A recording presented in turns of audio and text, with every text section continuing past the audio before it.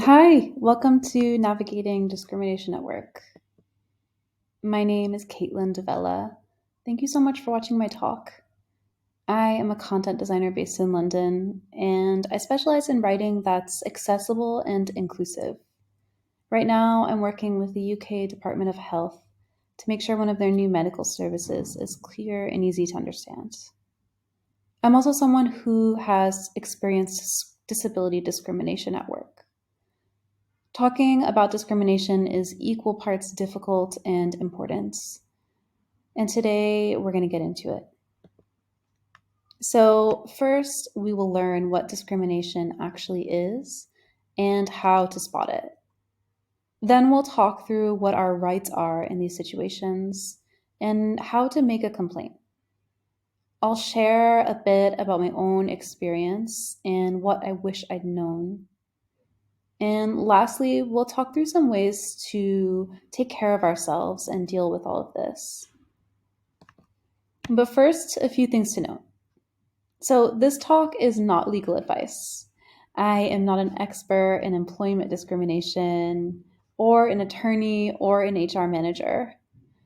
I'm just a person with a lived experience of being treated a little differently at work because of something about myself that I can't change. When I thought about what kind of talk I wanted to give at Magnify this year, I considered lots of different design case studies about interesting projects. But what felt really right in my gut was to share one of the most important things I've learned recently about inclusivity, and that's what our rights are at work. It's also really important for me to acknowledge that I can't understand or speak to everyone's experience. How discrimination works and the impact that it can have is really different for everyone. There's this disability rights advocate called Patty Byrne, who I really admire. They write that each person has multiple identities, and each identity can be a site of privilege or oppression. We all bring multiple identities with us to work every day. And as a white person, there's so much that I don't understand about discrimination. So, my goal is not to try to represent everyone or know everything or tell anyone how to feel or what to do. Instead, I'm just hoping to open up a space for conversation about a really tricky topic. I want to center knowledge and care about something that's pretty opaque because the safer we all feel at work, the more inclusive our workplaces can actually be. So, let's get into it. What actually is discrimination? We hear about this word a lot, but it can be helpful to actually look at it in the context of the workplace. I am going to reference UK law here, but a lot of these definitions are loosely universal. So, discrimination means treating someone differently because of something about themselves that they cannot change. And we call these things protected characteristics. Some examples are age, race, ability, religion, and sexual orientation. Discrimination happens when we're treated less favorably because of one or a mixture of these protected characteristics. And less favorable treatment is anything that puts us at a disadvantage. So, just a few examples: not getting a promotion or a raise because you're the only woman on the team, your boss making it harder for you to do your job because of your disability, or a colleague making racial comments that cause you emotional distress. But as many of us know all too well, these things aren't always so clear cut. They don't always happen out in the open. And there are power structures in place that implicitly disadvantage some groups. It can be really murky, and that's where indirect discrimination comes in. This is when a policy or a custom at work is applied to everyone, but puts certain people at a disadvantage.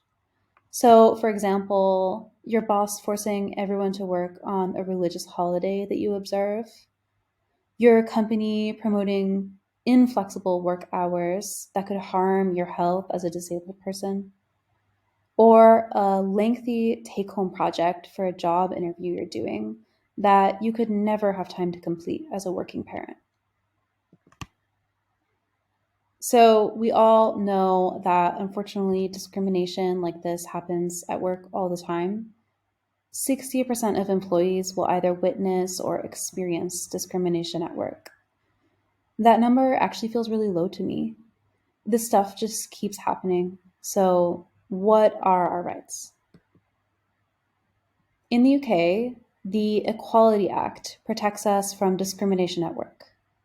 It makes it illegal to discriminate against someone during all stages of their employment, from recruitment to salary to dismissal.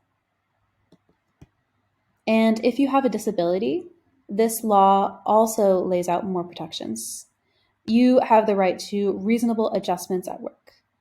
And those are changes to your work environment that make it easier for you to carry out your job. So, for example, lowering your desk in your office, getting voice recognition software, or getting more flexible working hours. Here's another powerful thing that I learned from the Equality Act. We all have the right to not feel humiliated at work. When something about you is a little different from the norm at work, it can be really hard to succeed, let alone feel comfortable. And that baseline level of comfort and safety is your right. The Equality Act says that we all have the right to not work in an environment that is intimidating, hostile, degrading, humiliating, or offensive, or violates your dignity.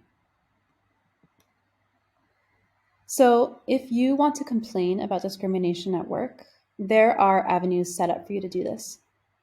If you're working somewhere big and established, then there are probably procedures that you can look up in your employee handbook and follow.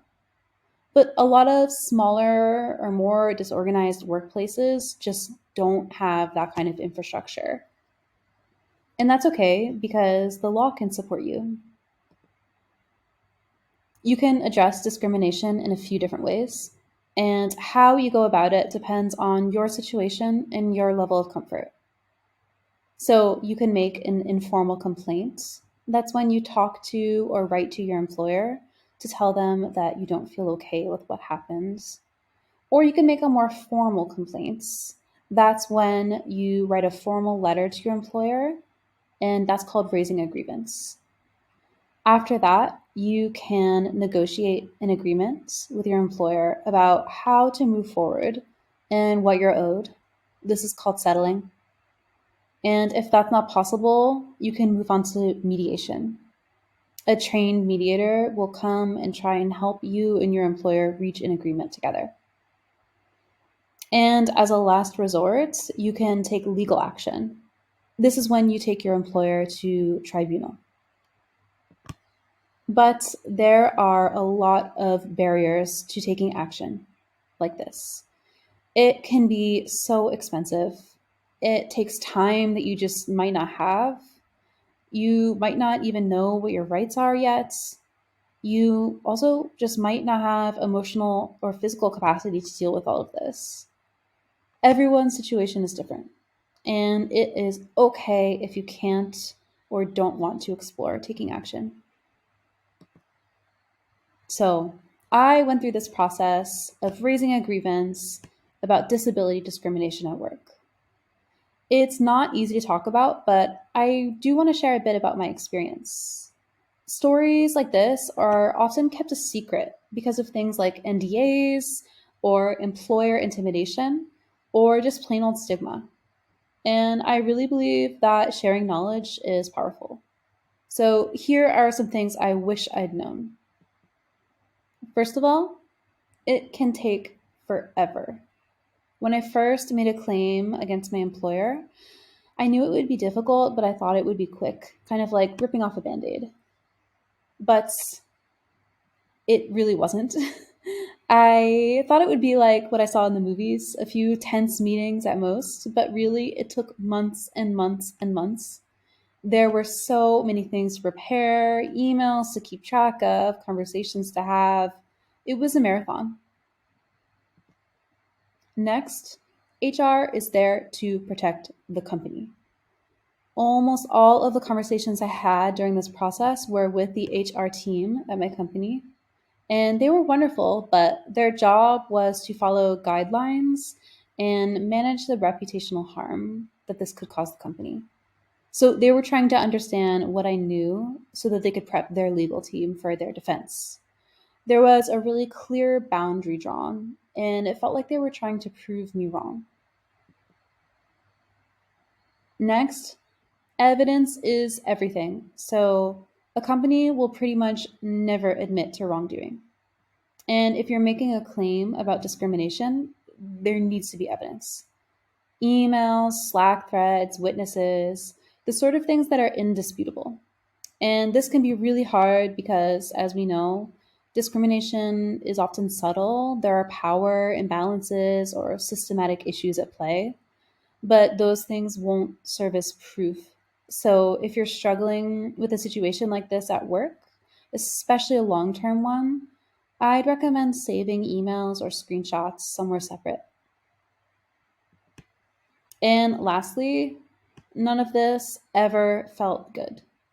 When I started out, I really expected to feel valiant and powerful, like I was finally sticking it to the man or something. I thought that it would all feel so electric and liberatory. But the truth is, I felt awful the entire time. It really affected my mental health, and I lost faith in a lot of things. I wish I'd known how hard it would be. So, if you've experienced discrimination at work, first of all, I'm really sorry. And I want to share some tips that could be helpful. Pause for rest. Before you even think about next steps, just pause. Something unacceptable just happened to you. So please make some time to rest, get some good sleep, grieve what happens. It will make everything more sustainable in the long run.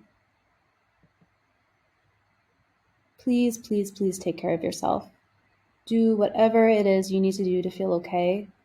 Let people in your circle know what you're going through, however much you can tell them, and ask them for some help or a listening ear. Do your research. So, I was kind of shocked by how many helpful resources there are online for free. ACAS runs a free hotline for legal support, and so does the Equality Advisory and Support Service. You can actually just like call them up and ask for legal advice. I also recommend booking a consultation call with an employment lawyer. Most places will do this for free for about 30 minutes just to help you understand if your case has legs.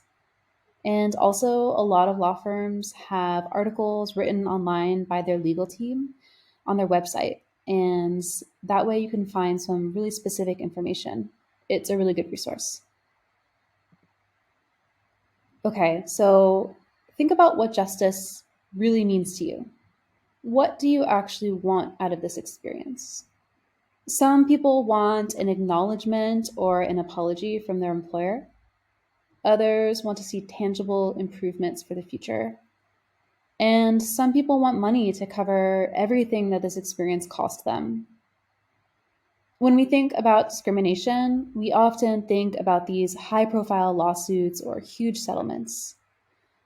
But there are so many barriers to this kind of approach, and it often leaves people behind. So forget about what you think you should be doing and make sure you consider what actually feels right for you. Okay, so let's wrap up. Here is what I'm hoping that you take from this talk. Be prepared. Understand the steps and the timelines that might be involved if you make a complaint at work. Advocate for yourself and advocate for others. You might spot discrimination at work, and hopefully now you have a framework to support yourself or someone else through it. And please, please, please take care of yourself and others however you can. Last but not least, Here are some really helpful resources that I mentioned during this talk. These ones are UK based, but they should be helpful no matter where you are. And below, here are two excellent books that I referenced during this talk. They kind of grounded and inspired everything. Care Work is all about disability justice, and Rest is Resistance is about exactly that. So I definitely recommend you read them if you'd like to learn more. And with that, thank you so much for joining me.